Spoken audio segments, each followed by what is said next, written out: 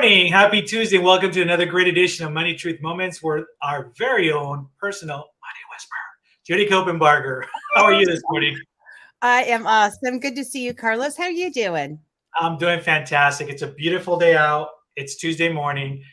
What a great way to start off the day talking about money, truth, and our moments that we have here. So, welcome, folks. If you're just joining us for the very first time, welcome. If you're not following Judy, please do so at judycopenbarger.com. We're going to talk about our website a little bit later on in the show. But, we're getting towards the end of the year, right? And I guess a question that comes up is, are you ready, right? Are you ready for 2023? And I think today's show is going to really focus on what are some things that we just start looking now. Let's look back at 2022, right? Where we've been and where we are now. But what are some things that we can do now to prepare to wrap up the year and start looking forward? Wow, that's two big questions. How do we finish this year strong? Right. And what do we need to do next year that's more, better, different? Yep. There you go. Big questions. Yeah, I would say to wrap up the year, there's still time. We've got a number of weeks, holidays in there, but there's, a number of weeks to prepare for a really good ending to the year tax-wise. So there might be some things that you can do if you had a really good year. A lot of people did. Now we have all this income, good thing. Now we have all this tax, not so good. So how do we mitigate that tax? How do we try to get that bill a little bit lower before the year's end?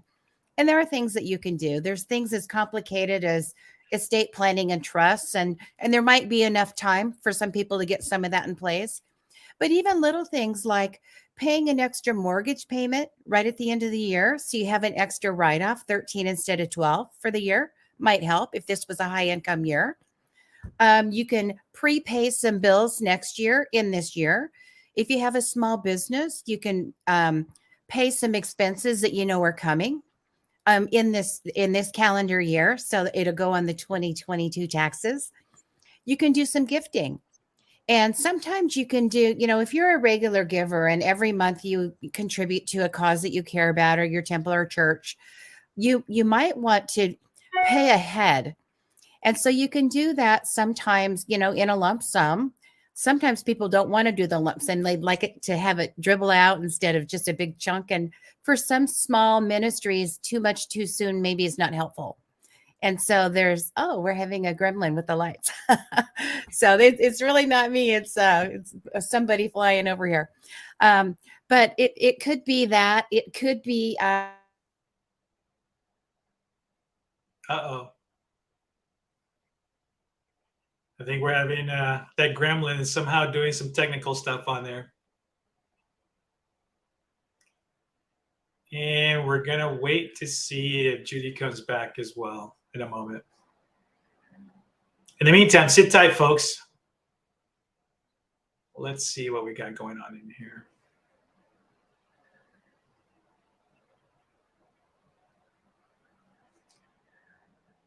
All right. Well, this actually may end up being a very short show, and we may have to do another replay on this as well, too, just in case.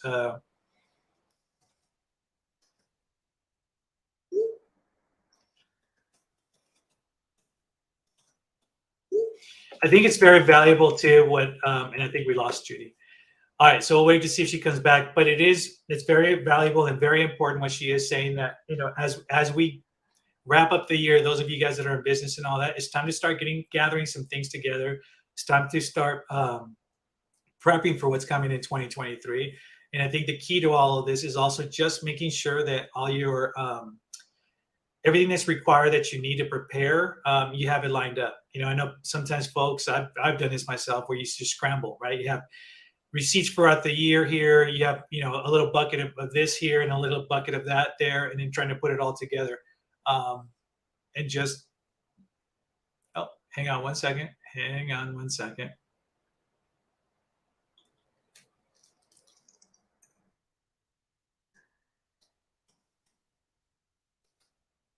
I'm just going to see if she comes back on here, folks. Appreciate your patience.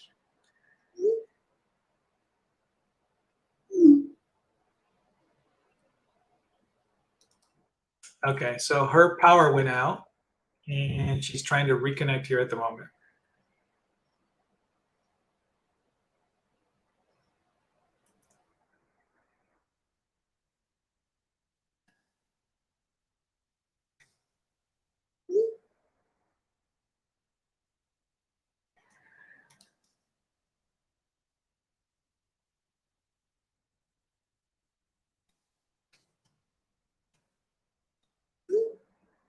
All right, just a few more seconds.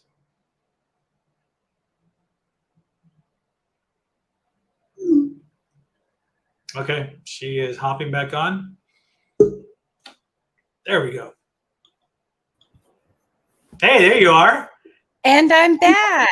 I was going to say, was something we said or what? Hey, it happens. We are in California and we do have issues. So It's power funny went out, because Wi-Fi went out, and we're back. So you talked about the little gremlins, and I'm like, oh, they got the best of her. So, and then you went off. I So, saw them coming. Yeah, well, one of those. awesome. Yeah, Awesome. I'm so glad you're back. We it's still have like, folks watching, and I've been just trying to install it. I'm like, I'm really not the money truth moment expert here, so I'm going to try to fill in the blanks as much as I can. So, awesome. pick up right where you left off. Okay, where was I? So, you were actually giving us some tips on how to prepare to wrap up the year. Oh, yeah. One of the things I think I was in the middle of making your gifts at the end of the year. So you might want to make a little bit more gifts than you normally would if you had an extra year.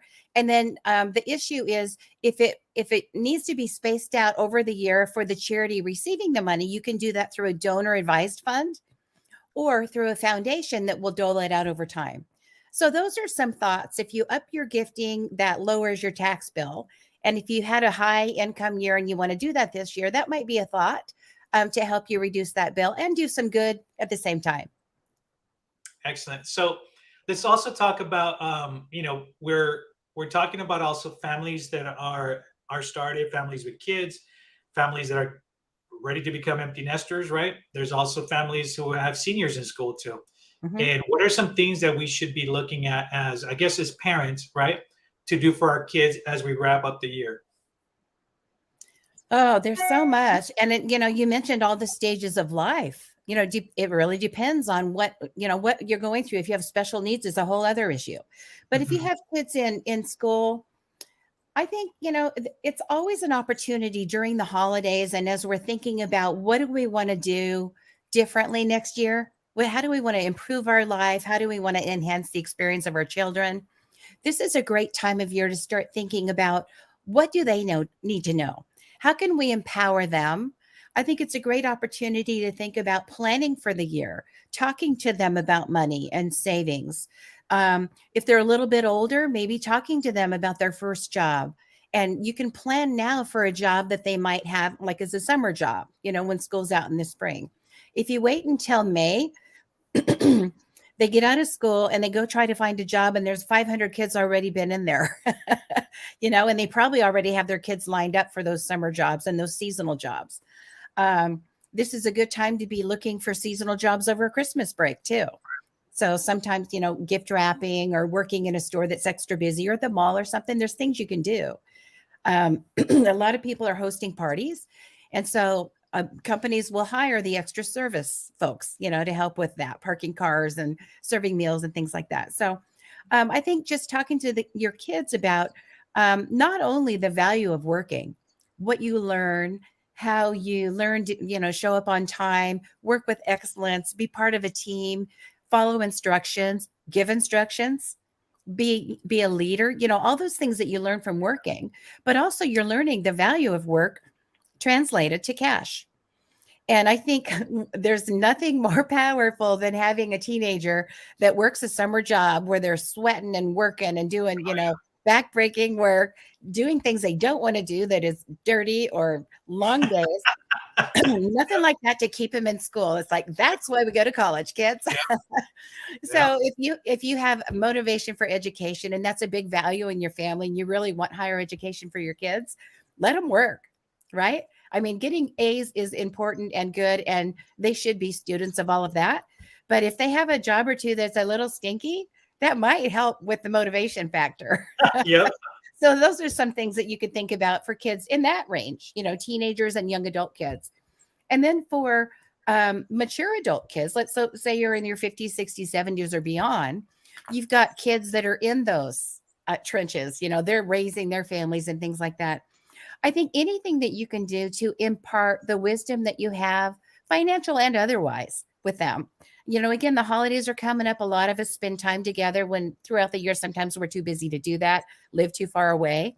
And we have opportunities to really check in on each other, this is a good time to bring up not just the relationships and all the life skills and the life lessons, but the financial stuff, the financial wisdom.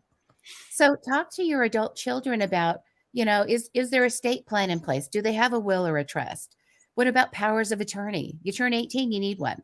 So if you have kids that are in their 40s and 50s and they don't have them and their kids don't have them, talk about that. It's important. And you don't really know how important until you need it. And then Right. if you don't have it, you realize why then you should have. And hopefully you never will need documents like that early in life. But you can talk about these things. It doesn't have to be a morbid, dragged out, Right. negative conversation. It really happens. I lost a brother just yesterday. And so we went through that process with him this last couple of years. His wife passed away kind of early, a couple of years before that.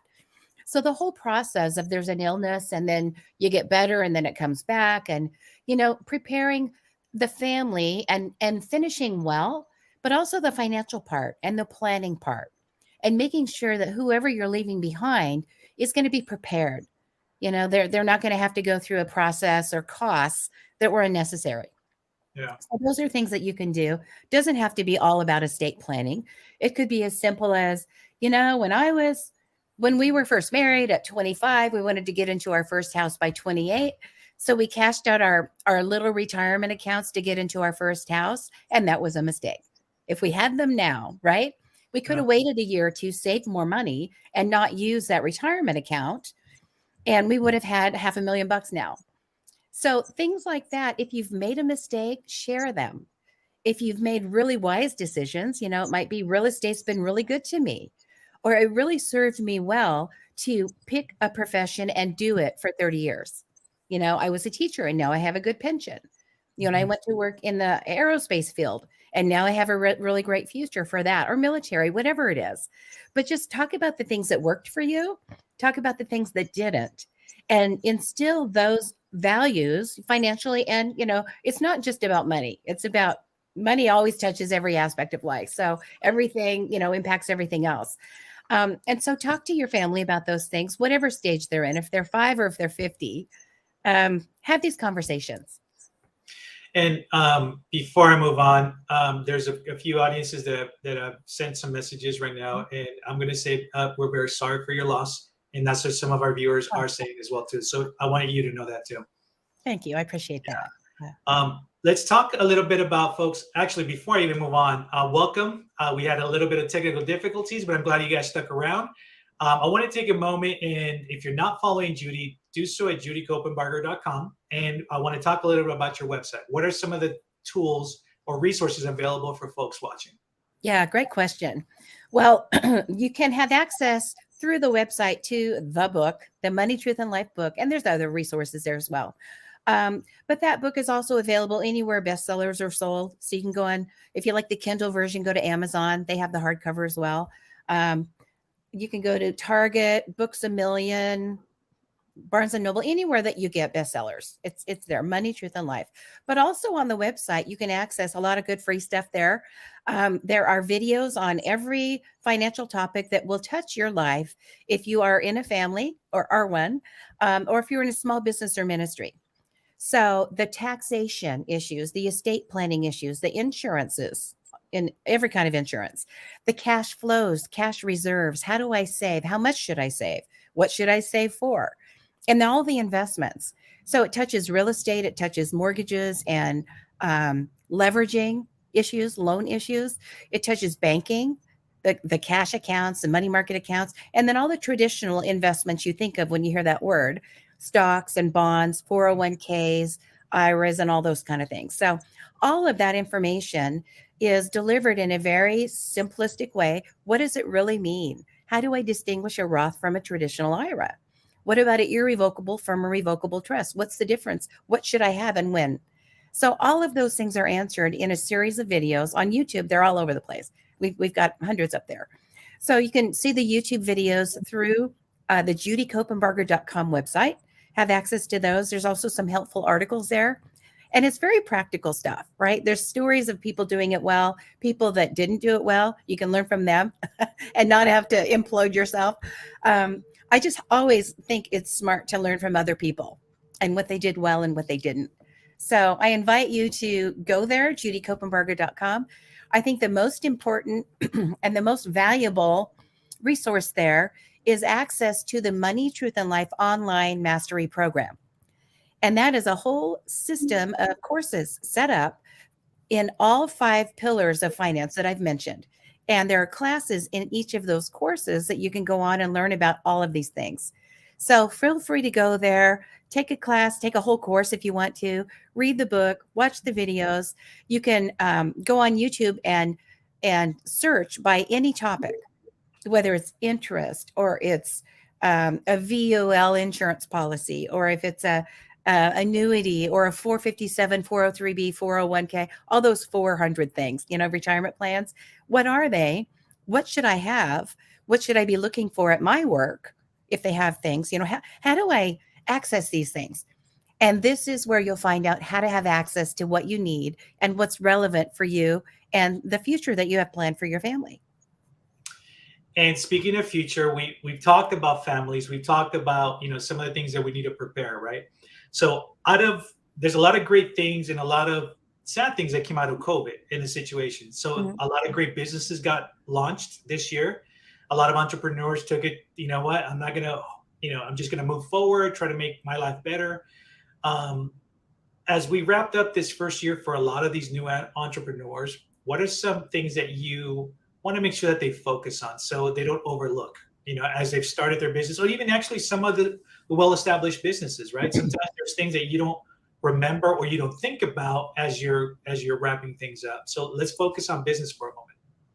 Well, wrapping up this year again, right now we're kind of in tax mode, tax planning mode, not tax preparation mode. But what can we do to finish the year well and keep more of what we've produced, keep more of what we've actually made? And so for business owners, this is the time of year to say, are there other expenses I could make? Are there other expenses that I should consider taking? Are there other business entities or other business subsidiaries that I could set up structurally for my CPA to help me take advantage of the accounting to get more write-offs? What can I be doing? So this is a great time for that kind of planning. This is the time of year we do it, September on. And December is usually a little bit busy for a lot of folks, but this is the time of year that we're doing all that tax preparation and planning to get ready for the returns that are usually started in the spring. So there are things that you can do that way. Maybe meet, if you have an estate planning attorney, if you have a team, like a tax team that helps you, ask the question. They might not be thinking about you right now, but you can, give them a call or a text and, what else can I do this year? And if you haven't run a professional projection of where you're going to end, you're really missing an opportunity. Every year by now, you should have a projection of how the year is going to end based on your sales, based on your income, based on your bonuses, however the money comes into your household. And hopefully you have several streams, not just one. What can I do to, again, help keep more of what we've earned this year? Those are the questions to ask right now with your tax professionals. We focus today, we are focusing on, are you ready? I think also as we kind of go through the process, and we've talked about, personal, we talked about business a little bit. To those that are just joining us, please make sure you watch the beginning of the show for a lot of the great tips, minus our little technical difficulties, but we'll get past that. But also there's a question that always comes up, and it's like, throughout your career, I'm sure you've seen the good, the bad, and the ugly, right? When you're preparing, when you're looking ahead and all of that. What is one thing that you can give as an example of a what if? If I would have done this, my outcome would have been a little bit better. Or sometimes I know that you always have you give your clients and folks the best advice possible, but I'm sure you also come across where it's like, I'm going to do something different. And it's that, I hate to say this, but I told you so. This is the reason why you have a professional working with you, right? It's so tempting sometimes to say that, but it's like, I try not to. Right? Coming, yeah. We're all guilty of that, right? At some point in our lives, we ask for professional help, but it's like we do what we think is best rather than listening to what our professional is. So give us some examples of maybe that, although the what if ended up being something on there, How were you able to maybe turn that around, or along those lines? Yeah. I think one common thread among all clients, whether they're starting out, young married couple, just still in college, or just no money, just a lot of potential, or at the other end, very successful folks that have multi-million dollar businesses. I've got clients in the hundreds of millions, so there's the whole spectrum. But the one common thread is the people that look back and say, I think I made a mistake, are people that say, I didn't save enough, I didn't pay myself enough, I paid everybody else but not me. And the ones that are very successful and say, I did that well, are the ones who did the opposite. They always paid themselves. And so one thing that you can look up in the book or online is my work on laddering. Laddering is great for everybody, whether you have $50 or 50 million, doesn't matter. But the laddering concept is an allocation of money that you have. I have $1. Where do I put it? And you Mhm. might have a lot of dollars. Where do I put them? How much do I put in my lifestyle? How much do I invest in my capitalizing my business? How much do I give away? How much do I use for my goals that I have in a few years? What about my goals that I have long term? What about my future to replace income when I don't want to go get it? Right? So where do I put my dollars if I have so many coming in every month or every quarter or every year? And it might be a growing amount. If you have your own business, hopefully it's growing. If you have a career, hopefully it's improving and you get raises and bonuses. So where do I put my dollar is the big question people have. And the answer comes from an exercise that I do with folks called laddering. And you can do it yourself. It's in the book. It's in the online program. But if you look up that, I think there's even a couple of YouTubes I did on laddering. If you look it up, or even if you Google that, right, laddering Judy Copenbarger, you'll probably find some things on that. But it just talks about allocating money. Some is for now, some is for soon, and some is for later. And when we ladder, we talk about allocating by time, right? We're diversifying by time. And so, money for now is going to be your lifestyle, capitalizing your business right now. I need a new car right now. I need cash reserves right now. I need to pay tuition for my kids right now. Then there's money that is soon. So 3, 4, 5 years from now, what do you need cash for? Well, by then I might replace a vehicle. By then I might go back to school. By then we might have a big family celebration for some special event that might cost a lot. Maybe we're flying everybody to Hawaii, right, for that big anniversary. So you can plan for things that you kind of see in the horizon a couple years out. And there's a way to allocate the money for that. That money, if it's 5 years from now as a goal, probably shouldn't be sitting in cash. It should be doing something in the meantime. But you don't want to tie it up too much, right? Maybe not buy a condo with it, because in 5 years, it might not be a good time to liquidate when that money's needed for this other purpose. So it's just kind of planning that. And then long term, that's money that you need 20 years from now, 40 years from now, sustainable, ongoing gifting, ongoing retirement replacement income, right? So there are things that you can do to think about, what do I need now, soon, and later? Just basic planning skills. But that laddering template, I think, will help you. It'll also help answer the question, if I'm investing some of those dollars and saving some of those dollars, what are the best vehicles to use? Like, what's the short list? I want the one-page menu, not the Mhm. book. What's the short list of investment options I should be considering for these purposes for the dollars that I have? It's kind of simple when you lay it out, but that template for laddering will help you if you're trying to figure that out. Or if you've just come into money. I received an inheritance. I got a bonus. I have a new structure. I sold a property or a business. Now I have a chunk of money. What do I do with it? And the risk is you'll go talk to a banker, talk to a investment broker, talk to someone who's maybe not a fiduciary, someone who's in money that does money stuff, and they'll say, here's what you need to do. And so often people will just follow, and it might end up being insurance products. That's going to be a big chunk of what is out there, because the commissions are very high. And most investment professionals work on a commission basis. So they're happy to have you have a higher premium or a higher cost to your products if you need products, or a higher management fee, because that translates to out of your pocket into their pocket. And it's not that they're bad people or it's a broken system. It's just good to know that there may be a conflict of interest built into the cake, baked into the cake, right? So just watch out for that. If you go through this own process, your own process of laddering on your own before you get to the professionals that are there on the other side of the table, trying to transact with you, you'll be really well prepared to go in with the right questions.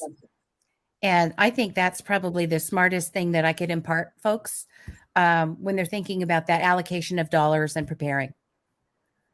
Awesome. And some comments that just came in also is that they're requesting to see if you can do an entire show dedicated to laddering and getting more into more specifics and in details. And a great question, folks. And if you also have some additional themes that you guys want us to talk about or have Judy address, please send us a message and we'll be happy to address it on a future show as well too. So we've been focusing about, are you ready? And it's that time. Are you ready?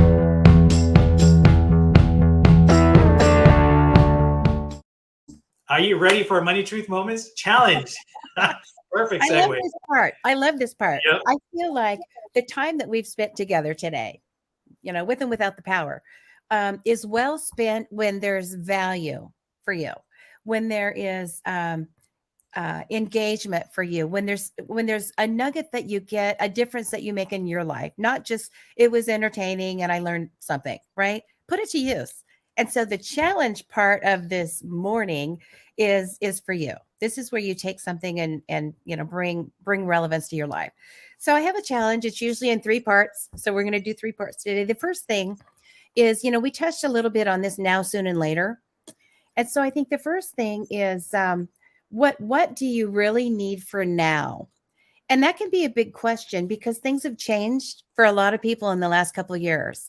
How we value our money, how we allocate our money is different. A lot of people have moved.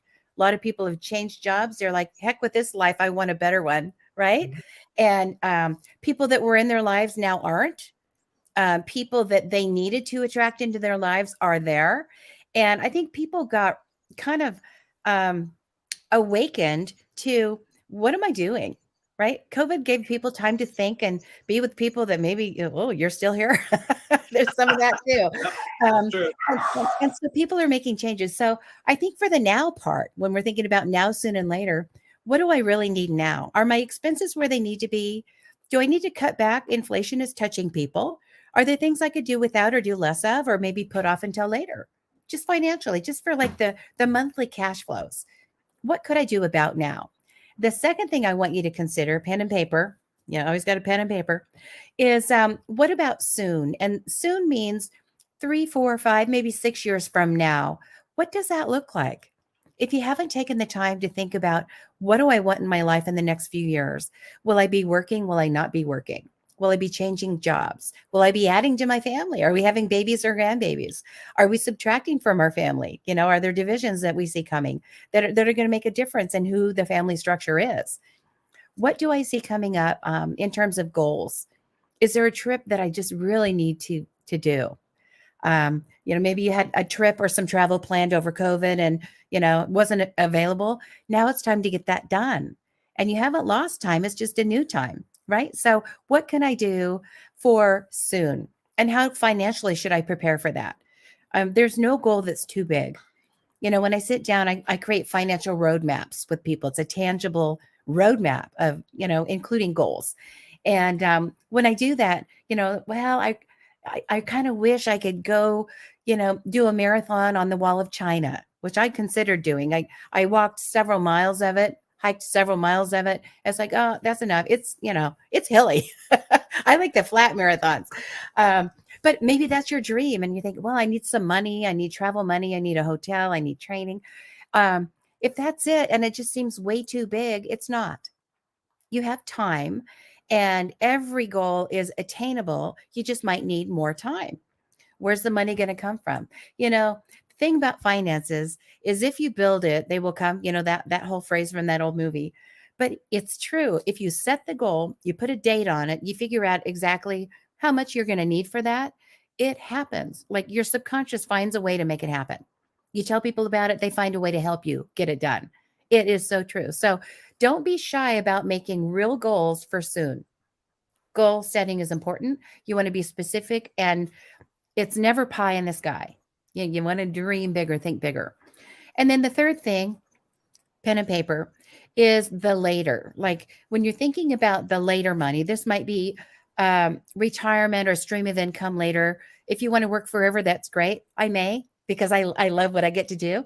If you don't want to work forever and you're already on the calendar counting how many more thousands of days you have to do it, maybe you need to think about something else. But think about, well, when I'm not doing my job, how will I replace that income? How will I sustain my life and do all the other things that I want to do at that point?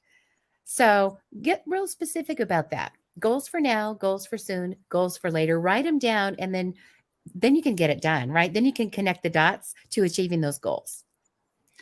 Awesome, folks. And I see there's some folks just joining us as well. We're at the end of our show, but if you go back to the beginning, you can watch the full everything that we talked about being, are you ready? That's been the theme for today, and there's a lot of great value in content. If you're not following Judy, do so at judycopenbarger.com. All of our social media links are on there. Judy, any last parting words before we go? Oh, I don't know. Make it a great day. I'm excited about, it's like a lot of stuff just finished. Personally in our family, some things just finished.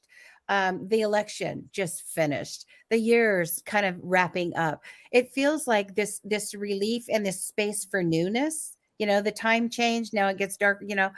There's just been a lot of transition in the last few weeks that was coming, and now it's kind of happened. Just in my life, I feel like a lot of things that needed to get done are done, and now it's time for just new. So just experience that. Whatever's new in your life, celebrate that. That's what I have to say, and that's your challenge. Look for those good things.